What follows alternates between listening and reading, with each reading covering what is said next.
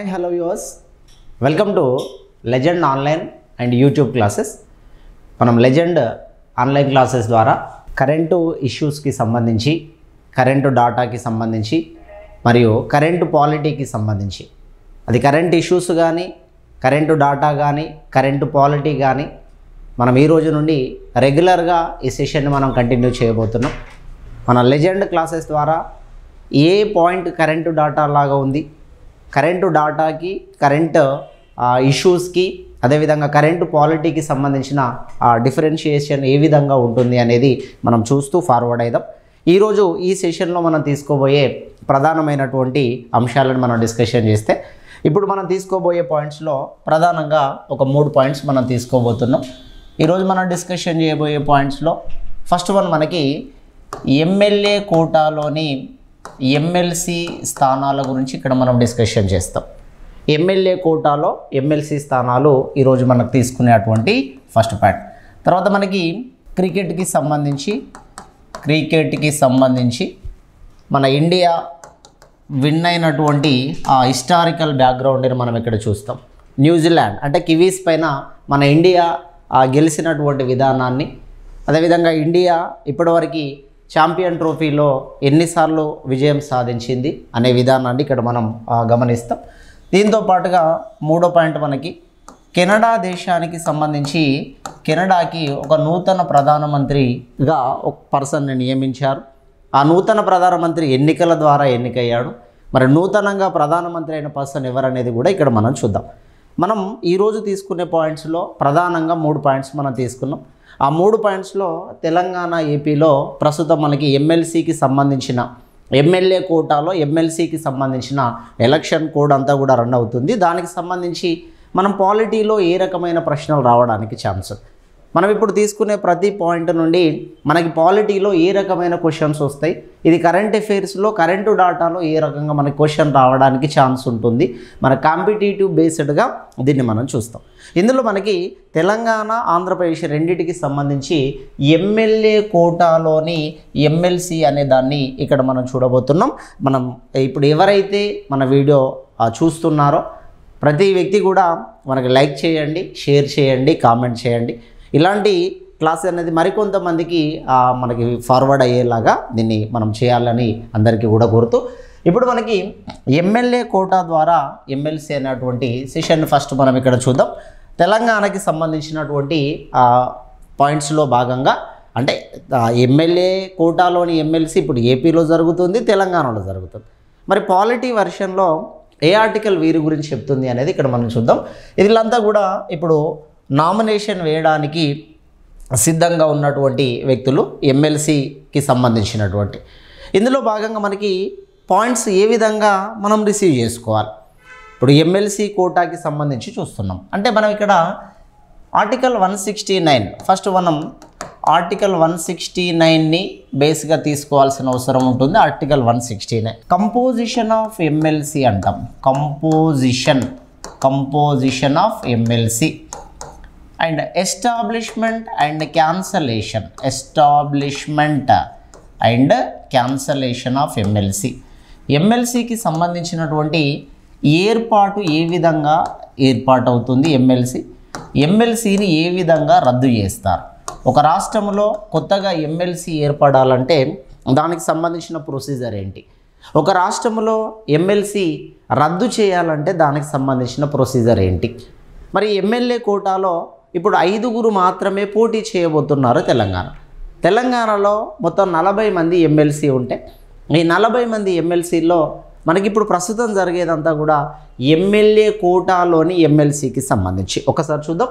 ఇక్కడ ఒక రాష్ట్రంలో కొత్తగా ఎమ్మెల్సీ ఏర్పాటు చేయాలన్నా, లేదా ఆల్రెడీ ఉన్నటువంటి రాష్ట్రాల్లో ఎమ్మెల్సీని రద్దు చేయాలన్నా ఫస్ట్ ఎమ్మెల్యే సభలో తీర్మానం చేసుకోవాలి.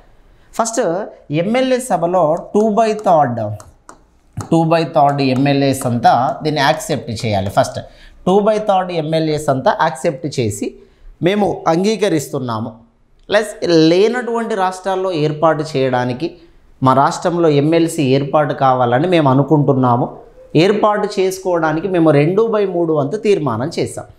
ఈ 2/3 వంతు తీర్మానం చేసినటువంటి విధానాన్ని పార్లమెంటులోకి పంపించారు. అప్పుడు పార్లమెంటులో సింపుల్ మెజారిటీతో parliament was accepted with simple majority 1/4 మెజారిటీని మనం సింపుల్ మెజారిటీ సాధారణ మెజారిటీ అంటాం. ఈ సాధారణ మెజారిటీ ద్వారా పార్లమెంట్ ఏర్పాటు చేస్తుంది. పార్లమెంటు సాధారణ మెజారిటీ ద్వారా పార్లమెంటులో మనకి లోక్సభ రాజ్యసభ ఏ సభలోనైనా ప్రవేశపెట్టి 2 సభల ద్వారా దీన్ని ఆమోదించుకోవాల్సిన అవసరం ఉంటుంది. ఏర్పాటు చేయడానికి ఇదే ప్రొసీజర్, రద్దు చేయడానికి ఇదే ప్రొసీజర్ ఉంటుంది. లేనటువంటి రాష్ట్రాల్లో ఏర్పాటు చేయాలన్నా ఆ రాష్ట్రంలోని ఎమ్మెల్యేలంతా మీరు జాగ్రత్తగా గమనిస్తే అన్ని రాష్ట్రాలకి ఎమ్మెల్యేలు ఉంటారు కానీ అన్ని రాష్ట్రాలకి ఎమ్మెల్సీలు ఉండరు. భారతదేశంలో ఎన్ని రాష్ట్రాలలో ప్రస్తుతం ఎమ్మెల్సీలు ఉన్నారు మీరు కామెంట్ చేయండి. భారతదేశంలో ప్రస్తుతం ఎన్ని రాష్ట్రాలలో ఎమ్మెల్సీలు ఉన్నారు అనేది మన కామెంట్ రూపంలో తెలియ. 2019 వరకు జమ్మూ కాశ్మీర్ కూడా ఎమ్మెల్సీ ఉండేది. కానీ 2019లో జమ్మూ కాశ్మీర్ అనేది యూనియన్ టెరిటరీగా మారింది. కాబట్టి 2019లో జమ్మూ కాశ్మీర్ యూనియన్ టెరిటరీ అయినందువలన union territory have no MLC houses. Union territory కేంద్రపాలిత ప్రాంతానికి ఎమ్మెల్సీ అనేది ఉండదు. కేంద్రపాలిత ప్రాంతాలకు ఎమ్మెల్సీ ఉండదు, కేవలం రాష్ట్రాలకి మాత్రమే ఎమ్మెల్సీ ఉంటుంది. ఆ ఉద్దేశంతో జమ్మూ కాశ్మీర్లో ఉండే అటువంటి 36 సీట్స్ ఏవైతే ఉంటాయో ఈ 36 సీట్లని జమ్మూ కాశ్మీర్కి సంబంధించి రద్దు చేశారు 2019లో పార్లమెంటు ద్వారా. అంటే భారతదేశంలో జమ్మూ కాశ్మీర్కి మినహా అంటే జమ్మూ కాశ్మీర్ కాకుండా ఎన్ని రాష్ట్రాల్లో ఉన్నాయో ఎన్ని సీట్లు ఉన్నాయో కూడా మీరు కామెంట్లో చేయండి. కామెంట్లో ప్రతి వ్యక్తి కూడా కామెంట్ చేయాలని దాన్ని కోరుతూ ఇప్పుడు మనకి ఏర్పాటు కావడం రద్దు కావడం సేమ్ ఈక్వేషన్ అని చెప్పినాం. ఉమ్మడి మన ఆంధ్రప్రదేశ్కి సంబంధించి చూసినట్టయితే 1958లో మన ఆంధ్రప్రదేశ్లో 1958లో నీలం సంజీవారెడ్డి కాలంలో సంజీవారెడ్డి అప్పుడు మనకి నీలం సంజీవారెడ్డి అప్పుడు సీఎంగా ఉన్నటువంటి సందర్భం ఏపీకి. ఈ నీలం సంజీవారెడ్డి ఏపీకి సీఎంగా ఉన్నప్పుడు ఉమ్మడి ఆంధ్రప్రదేశ్కి ఎమ్మెల్సీ అనేది ఏర్పాటు చేశారు. ఉమ్మడి ఆంధ్రప్రదేశ్లో ఎమ్మెల్సీ 1985లో అప్పుడు ఎన్టీఆర్ సీఎంగా ఉన్నటువంటి సందర్భంలో ఆంధ్రప్రదేశ్లో ఎమ్మెల్సీని రద్దు చేశారు. నీలం సంజీవారెడ్డి కాలంలో ఎమ్మెల్యేలంతా కలిసి మాకు ఏర్పాటు కావాలని ఆ తీర్మానాన్ని తీసుకొని పార్లమెంటుకి పంపిస్తే పార్లమెంటులోని 2 సభలు సింపుల్ మెజారిటీతో ఆమోదిస్తే దానివల్ల ఉమ్మడి ఆంధ్రప్రదేశ్కి ఎమ్మెల్సీ వచ్చింది 1958లో. ఉమ్మడి ఆంధ్రప్రదేశ్ ఎమ్మెల్సీని ఎన్టీఆర్ రద్దు చేశారు. మళ్ళీ ఉమ్మడి ఆంధ్రప్రదేశ్లో 2005 ఏదైతే ఉంటుందో 2005లో గౌరవ వైఎస్ రాజశేఖర్ రెడ్డి గారు మళ్ళీ ఎమ్మెల్సీని ఏర్పాటు చేస్తే ఇట్ ఈజ్ ఇంప్లిమెంట్ ఫ్రమ్ 2007. ఇది 2007 నుంచి మన అమల్లోకి రావడం జరిగింది. ఎప్పుడు ఏర్పడింది, ఎప్పుడు రద్దయింది, మళ్ళీ ఎప్పుడు తిరిగి ప్రారంభించారు, అది ఎప్పుడు అమల్లోకి వచ్చింది. సార్ మరి రాష్ట్రాల్లో 2 సభలు ఖచ్చితంగా ఉండాలా? కేంద్రంలో 2 సభలు లోక్సభ రాజ్యసభ ఉన్నట్టుగా రాష్ట్రంలో ద్విసభా విధానం బైకామెరలిజం అంటాం. ద్విసభా విధానము బైకామెరలిజం ద్విసభా విధానము 2 సభలు ఉంటే బాగుంటుంది అని 1919 యాక్ట్ ద్వారా సెంట్రల్లో ద్విసభా విధానాన్ని తీసుకొస్తే 1935 యాక్ట్ ద్వారా స్టేట్ గవర్నమెంట్లో ద్విసభా విధానాన్ని తీసుకొచ్చారు. సెంట్రల్ గవర్నమెంట్లో 1919 అనే యాక్ట్ని మన మాంటేగ్ చేమ్స్ఫర్డ్ సంస్కరణల చట్టం రీఫార్మ్స్ యాక్ట్ అంట. 1935 ఇండియన్ గవర్నమెంట్ యాక్ట్ నుండి దానిని ఆధారంగా తీసుకొని రాష్ట్రాలలో ద్విసభా విధానం వచ్చింది. ఇండియన్ గవర్నమెంట్ యాక్ట్ 1935 నుంచి దాదాపుగా మన ఇండియన్ కాన్స్టిట్యూషన్లోకి 70% ఆఫ్ ద మ్యాటర్స్ని తీసుకున్నాం. ఇక్కడ నుంచే మనం పబ్లిక్ సర్వీస్ కమిషన్ అనే సిస్టాన్ని 1935 నుండి తీసుకున్నాం. పబ్లిక్ సర్వీస్ కమిషన్తో పాటు గవర్నర్ సిస్టమ్ గవర్నర్ వ్యవస్థ అనేది కూడా 1935 నుండి గవర్నర్ వ్యవస్థను తీసుకున్నాం. 1935 నుండి మనకి ఫెడరల్ కోర్టు భారతదేశానికి ఒక ఫెడరల్ కోర్టుని ఏర్పాటు చేస్తాం. ఇండియాలో చాలా పెద్ద చట్టం అని 1935 చట్టాన్ని పిలుస్తాం. అంటే 2 సభల విధానం ఏదైతే ఉంటుందో ఈ ద్విసభ విధానం అనేది 1935 ద్వారా రాష్ట్రాల్లోకి వచ్చింది. ప్రారంభంలో ప్రవేశపెట్టినప్పుడు 6 రాష్ట్రాల్లో మాత్రమే ఇక్కడ మనం గమనిస్తే ద్విసభ విధానాన్ని స్టార్టింగ్లో 6 రాష్ట్రాల్లో తీసుకున్నారు. 6 రాష్ట్రాల్లో యునైటెడ్ ప్రావిన్స్ ఉత్తరప్రదేశ్ అనట్లేదండి, యునైటెడ్ ప్రావిన్స్ని ఉత్తరప్రదేశ్గా 1950 నుండి పిలుస్తున్నాం. యునైటెడ్ ప్రావిన్స్ని ఉత్తరప్రదేశ్గా 1950 నుండి పిలుస్తున్నాం. ఇక్కడ ఉత్తరప్రదేశ్ కానీ, తర్వాత మనకి మద్రాస్ కానీ, ఉత్తరప్రదేశ్ మద్రాస్, అదేవిధంగా మనకి అస్సాం ప్రాంతం, అస్సాం, ఉత్తరప్రదేశ్ మద్రాస్ అస్సాం, అదేవిధంగా మనకి బెంగాల్, బీహార్,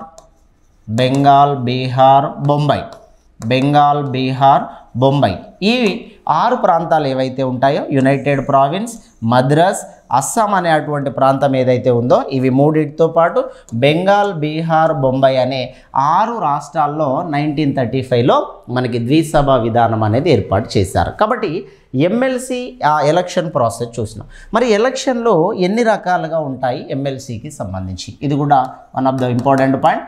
ఆర్టికల్ నెంబర్ 171లో types of MLC elections, types of MLC రకాలు, అంటే ఎమ్మెల్సీలు ఎన్ని రకాలుగా ఉంటాయి. ఎమ్మెల్సీలని ఎన్నుకునే విధానం, ఎమ్మెల్సీలను నియమించే విధానం 2 వేరు దేశాల నుండి తీసుకున్నారు. మీరు కామెంట్ చేయండి, ఎమ్మెల్సీలను ఎన్నుకునే విధానాన్ని ఏ దేశం నుండి తీసుకున్నాం, ఎమ్మెల్సీలను నియమించే విధానాన్ని ఏ దేశం నుండి తీసుకున్నాం. 2 వేరు పాయింట్స్ అండి. ఎలక్షన్ ప్రాసెస్ ఆఫ్ ఎమ్మెల్సీని ఎన్నుకునే విధానాన్ని ఏ దేశం నుండి తీసుకున్నాం. నామినేషన్ ప్రాసెస్ ఆఫ్ ఎమ్మెల్సీని నియమించే ప్రాసెస్ని ఏ దేశం నుండి తీసుకున్నాం, కామెంట్ చేయండి. టైప్స్ ఆఫ్ ఎమ్మెల్సీ రకాలు మనకి 5 టైప్స్ ఉంటాయి. 5 టైప్స్లో 1/3 MLCs are elected by the MLAs. 1/3 వంతు ఎమ్మెల్సీలని ఎమ్మెల్యేలంతా కలిసి ఎన్నుకుంటారు. దీన్నే మనం ఎమ్మెల్యే కోటా ఎలక్షన్స్ అంటాం. 1/3 వంతు ఎమ్మెల్సీలని మాత్రమే ఎమ్మెల్యేలు ఎన్నుకుంటారు. ఇప్పుడు ఆంధ్రప్రదేశ్లో 58 ఎమ్మెల్సీస్ ఉంటాయి, తెలంగాణలో 40 ఎమ్మెల్సీస్ ఉంటాయి. ఈ 40లో 1/3, ఆంధ్రప్రదేశ్లో 50లో 1/3 ఎమ్మెల్సీలని ఎమ్మెల్యేలు ఎన్నుకుంటారు. Next 1/3 MLCs are elected by the local governments అంటే లోకల్ బాడీస్ అనుకుందాం. స్థానిక సంస్థల ప్రతినిధులు ఎవరైతే ఉన్నారో ఆ స్థానిక సంస్థల ప్రతినిధులు మరొక 1/3 వంతు ఎమ్మెల్సీలని ఎన్నుకోవచ్చు. ఈ స్థానిక సంస్థల ప్రతినిధుల్లో మన తెలంగాణ, ఏపీ రాష్ట్రాలకి సంబంధించి వార్డు మెంబర్స్ కానీ, సర్పంచ్ కానీ ఈ స్థానిక సంస్థల కోటాలోని ఎమ్మెల్సీ ఎలక్షన్లో పార్టిసిపేషన్ చేయరు. ఇందులో పార్టిసిపేషన్ చేసేవారు ఎంపీటీసీ, జెడ్పీటీసీ, అదేవిధంగా MPP, ZPP, councillor, corporators, mayors, chairmans, deputy chairman, deputy mayor వీళ్ళు పాల్గొంటారు. ఎమ్మెల్యే లోకల్ బాడీస్ సంబంధించిన కోటాలో పార్టిసిపేషన్ చేయని వాళ్ళు ఎవరంటే వార్డు మెంబర్స్ పార్టిసిపేషన్ చేయకూడదు, సర్పంచ్ పార్టిసిపేషన్ చేయకూడదు, వీళ్ళు కాకుండా మిగతా వాళ్ళు పార్టిసిపేషన్ చేస్తారు. అదే బీహార్ రాష్ట్రానికి సంబంధించి చూస్తే బీహార్ రాష్ట్రంలో మనకి వార్డు మెంబర్, సర్పంచ్ ఇద్దరు కూడా ఆ ఎమ్మెల్సీ కోటాలో పార్టిసిపేషన్ చేయడానికి పాసిబిలిటీ వాళ్ళ రాష్ట్రం కల్పించింది. ఇది రెండోది. మూడో రకాన్ని గమనించినట్టయితే 1/12 MLCs are elected by the graduates అంటామండి. గ్రాడ్యుయేట్స్కి సంబంధించి గ్రాడ్యుయేట్ అంటే పట్టభద్రులు. ఎవరైతే డిగ్రీ కంప్లీట్ చేసినాక 3 ఇయర్స్ తర్వాత, డిగ్రీ కంప్లీట్ అయినాక 3 ఇయర్స్, డిగ్రీ కంప్లీట్ చేసి 3 ఇయర్స్ తర్వాత వచ్చే అటువంటి ఓటు గ్రాడ్యుయేట్ ఓటు. ఈ గ్రాడ్యుయేట్ ఓటు డిగ్రీ కానీ, డిగ్రీతో సమానమైనటువంటి ఏదైనా ఎడ్యుకేషన్ క్వాలిఫికేషన్ ఉన్నటువంటి వాళ్ళకి డిగ్రీ పూర్తయినాక 3 సంవత్సరాలు అనేది ఇక్కడ గమనించాలి. వాళ్ళు 1/12 ఎమ్మెల్సీలని పట్టభద్రులు ఎన్నుకుంటారు. అదేవిధంగా 1/12 MLCs are elected by the teachers MLC అంటాం. ఇది టీచర్స్ ఎమ్మెల్సీ అంటాం. ఈ టీచర్ ఎమ్మెల్సీలో సెకండరీ గ్రేడ్ టీచర్ వీళ్ళు కాకుండా, ఎస్జిటి కాకుండా మిగతా టీచర్స్ పాల్గొనవచ్చు. స్కూల్ అసిస్టెంట్ కానీ, లెక్చరర్స్ కానీ, ప్రొఫెసర్లు కానీ, అసిస్టెంట్ ప్రొఫెసర్లు కానీ పార్టిసిపేషన్ చేసే అటువంటి ఎలక్షన్. ఇక్కడ గమనించాల్సింది ఏంటంటే గ్రాడ్యుయేట్ ఎలక్షన్లో, టీచర్ ఎలక్షన్లో 2 ఎలక్షన్లో పాల్గొనే అవకాశం టీచర్స్కి మాత్రమే ఉంటుంది. ఒక టీచర్ అవ్వడానికి ఆయన గ్రాడ్యుయేషన్ కంప్లీట్ చేసుకుంటాడు కాబట్టి టీచర్ ఎమ్మెల్సీ ఎలక్షన్లో వాళ్ళు ఓటేస్తారు, మళ్ళీ గ్రాడ్యుయేట్ ఎమ్మెల్సీ ఎలక్షన్లో వాళ్ళు ఓటేస్తారు. ఎందుకంటే ఈ ఎలక్షన్స్ ఒకటేసారి జరగవండి. ఎమ్మెల్సీ ఎలక్షన్స్ ఎవ్రీ 2 years, ప్రతి 2 సంవత్సరాలకు ఒకసారి 1/3కి చొప్పున మాత్రమే ఎలక్షన్స్ జరుగుతాయి. ఎమ్మెల్సీ ఎలక్షన్లు ప్రతి 2 సంవత్సరాలకు ఒకసారి ఓన్లీ 1/3కి మాత్రమే ఎలక్షన్స్ జరుగుతాయి. 1/3 పదవి విరమణ చేస్తారు, 1/3కి ఎలక్షన్ జరుగుతాయి. ఫర్ ఎగ్జాంపుల్ ఇప్పుడు తెలంగాణలో 5 ఎమ్మెల్యే కోటాలోని ఎమ్మెల్సీ స్థానాలు ఖాళీ అయితే 5టికి మాత్రమే ఎలక్షన్స్ జరుపుతున్నారు. సార్ మరి ఎలక్షన్లు ఎవరు కండక్ట్ చేస్తారంటే సెంట్రల్ ఎలక్షన్ కమిషన్, కేంద్ర ఎన్నికల సంఘమే వీళ్ళ ఎలక్షన్లని కండక్ట్ చేస్తుంది, రిజల్ట్ ఇస్తుంది. వాళ్ళకి సంబంధించినటువంటి ఆ రిజల్ట్లో ఏమైనా ఇష్యూ వస్తే ఇక్కడ గమనించండి, ఒకవేళ ఎమ్మెల్యే ఎమ్మెల్సీ ఎలక్షన్ డిస్ప్యూట్స్ ఏవైతే ఉంటాయో ఇండియన్ కాన్స్టిట్యూషన్లో ఆర్టికల్ 225 ప్రకారం MLA MLC Lok Sabha Rajya Sabha election disputes are solved by the high court. వీళ్ళ ఎలక్షన్ గొడవలు ఏవైతే ఉంటాయో ఆ ఎలక్షన్ గొడవలని పరిష్కరించేటువంటి అధికారం హైకోర్టుకు ఉంటుంది. ఒకవేళ హైకోర్టులో సరైన జస్టిస్ రాలేదు అనుకున్నప్పుడు మాత్రమే సుప్రీంకోర్టుకి పోవాలి. ఇక ఎమ్మెల్సీ కోటాలో 5th quota 1/6 MLCs are nominated by the governor. Nominated by the governor అనే అటువంటి పేరుతో మనం పిలుస్తాం. 1/6 వంతు ఎమ్మెల్సీలని గవర్నర్ నియమిస్తాడు. అందుకోసమే ఎమ్మెల్సీ ఎన్నికలు మొత్తం మనకి 5 రకాలు ఉంటాయి. నేను ఒక క్వశ్చన్ వేసాను, ఎమ్మెల్సీలని ఎన్నుకునే విధానాన్ని ఏ దేశం నుండి తీసుకున్నాం, ఎమ్మెల్సీలని నామినేషన్ చేసే విధానాన్ని ఏ దేశం నుండి తీసుకున్నాం అనేది ఇక్కడ మీరు గమనించి చెప్పాల్సినటువంటి అవకాశం ఉంది. తర్వాత ఇక్కడ మనకి ఇక్కడ ఇచ్చినటువంటి నేమ్స్లో ఇక్కడ తెలంగాణకి సంబంధించి ఒక ఎమ్మెల్యే కోటాలోని ఒక ఎమ్మెల్సీ సీటు గెలవాలంటే దాదాపుగా ఒక సీటుకి 20 నుంచి 23 మంది సపోర్ట్ చేయాలి. ఎమ్మెల్యే కోటాలోని ఎమ్మెల్సీలో తెలంగాణలో అయితే 20 నుంచి 23 మంది ఎమ్మెల్యేలు ఎవరికైతే సపోర్ట్ చేస్తారో వాళ్ళు ఒక ఎమ్మెల్సీ సీటు గెలుస్తారు. అంటే తెలంగాణలో ఎక్కువ సీట్లు కాంగ్రెస్కు ఉన్నాయి కాబట్టి కాంగ్రెస్ ఇక్కడ 4 పోటీలోకి దింపబోతుంది. కాంగ్రెస్ 4 పోటీలోకి దింపితే ఇక్కడ బీఆర్ఎస్ 1 పోటీలోకి తీసుకోవడానికి అవకాశం ఉంది. 4 + 1 మొత్తం 5 సీట్లు ఖాళీ అయినాయి కాబట్టి 5 సీట్లలో 1 బీఆర్ఎస్కి అవకాశం ఉంది. వాళ్ళు 23 కంటే ఎక్కువ మందే ఉన్నారు కాబట్టి. తర్వాత కాంగ్రెస్ అలియన్స్గా ఉన్నటువంటి లేదా కాంగ్రెస్కి ఫ్రెండ్లీ పార్టీగా ఉన్నటువంటి సిపిఐకి కూడా ఒక సీటు వాళ్ళు ఇద్దామని వాళ్ళ ప్రతిపాదనలో భాగంగా తీసుకున్నాం. ఇక కాంగ్రెస్ నుండి అయితే ఇక్కడ మనకి విజయశాంతి కానీ, అద్దంకి దయాకర్ గారు కానీ, తర్వాత శంకర్ నాయక్ కానీ, వీళ్ళు ముగ్గురు కూడా కాంగ్రెస్ ఎమ్మెల్సీ కోటాకి ఎన్నిక చేయబడ్డ వ్యక్తులు. వాళ్ళంతా నామినేషన్ వేస్తారు, ఎలక్షన్లో పోటీ చేస్తారు. సిపిఐ పార్టీ నుండి నెల్లికంటి సత్యం గారు పోటీ చేస్తారు. బీఆర్ఎస్ పార్టీ నుంచి దాసోజు శ్రావణ్ గారు పోటీ చేస్తారు. ఇది ఎమ్మెల్సీలకు సంబంధించినటువంటి మనం తీసుకున్నటువంటి పాయింట్స్లో ఇది మొదటి పాయింట్గా మనం తీసుకున్నాం. రైట్, ఎవరైతే మన లైవ్ అంటే మన వీడియోస్ చూస్తున్నారో అందరూ కూడా లైక్ చేయండి, షేర్ చేయండి, కామెంట్ చేయండి. మనం తీసుకున్నటువంటి పాయింట్లో రెండవ పాయింట్. ఈ రెండవ పాయింట్ మనకి ఇందులో భాగంగా రెండో పాయింట్స్కి సంబంధించి కివీస్ పైన అంటే న్యూజిలాండ్ పైన మన ఇండియా ఘన విజయం సాధించింది. న్యూజిలాండ్ పైన ఇండియా ఎక్కడ ఇప్పుడు మనకి ఎప్పుడైనా క్రికెట్ని అనాలిసిస్ చేసేటప్పుడు కాంపిటీషన్ వర్షన్లో ఎలాంటి క్వశ్చన్స్ రాబోతున్నాయి దాన్ని గమనిస్తే ఏ స్టేడియంలో జరిగింది, దుబాయ్ ప్రాంతానికి సంబంధించినటువంటి ఇంటర్నేషనల్ క్రికెట్ స్టేడియంలో ఇది జరిగింది. దుబాయ్ ఇంటర్నేషనల్ క్రికెట్ స్టేడియంలో జరిగింది. ఎవరెవరి మధ్య ఈ మ్యాచ్ జరిగింది? 251 స్కోర్ అంటే 251 రన్స్ వీళ్ళకి సంబంధించిన 251 రన్స్ న్యూజిలాండ్కి సంబంధించినటువంటి వాళ్ళు 251 చేసినారు.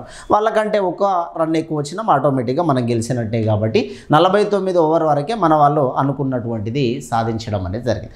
అయితే ఇక్కడ మనం తీసుకున్నటువంటి విధానంలో భాగంగా ఇక్కడ 251 రన్సులు సాధించడంతో పాటుగా ఇక్కడ మనం గమనించాల్సినటువంటివి కొన్ని పాయింట్స్ ఇక్కడ ఉంటాయి.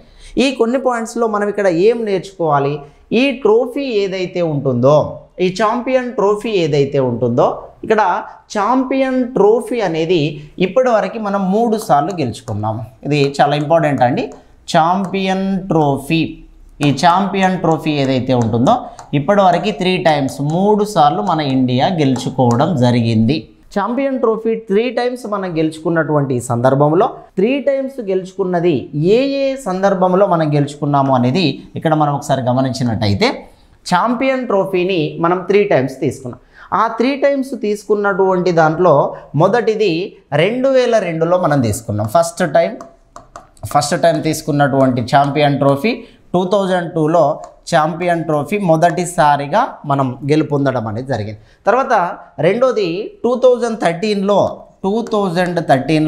రెండోసారి, అదేవిధంగా థర్డ్ టైం మనకి 2025లో నిన్న మనకు జరిగినటువంటిది మూడవసారి. 3 సార్లు ఛాంపియన్ ట్రోఫీని మన ఇండియా కైవసం చేసుకోవడం జరిగింది. 2002కి సంబంధించినటువంటిది మొదటిసారి, 2013కి సంబంధించి రెండోసారి, 2025కి సంబంధించి మూడోసారి. ఇక్కడ మనం గమనించినట్టయితే 2002లో మనకి గంగూలీ గారు ఎవరైతే ఉంటారో, సౌరవ్ గంగూలీ గారు మనకి కెప్టెన్షిప్ చేయడం జరిగింది. 2013ని మనం గమనించినట్టయితే ధోని గారి కెప్టెన్షిప్లో మనం సక్సెస్ అవ్వడం జరిగింది. అదేవిధంగా 2025లో మనకి రోహిత్ శర్మ గారి నాయకత్వంలో లేదా రోహిత్ శర్మ గారి కెప్టెన్షిప్లో మనం మూడోసారి ఈ ఛాంపియన్ ట్రోఫీని కైవసం చేసుకోవడం అనేది జరిగింది. ఈ ఛాంపియన్ ట్రోఫీని కైవసం చేసుకున్న ఈ సందర్భంలో మ్యాన్ ఆఫ్ ద మ్యాచ్ అనేది కూడా మనకి గౌరవ రోహిత్ శర్మ గారికి ఇవ్వడం అనేది జరిగింది. మ్యాన్ ఆఫ్ ద సిరీస్ అనేది రచిన్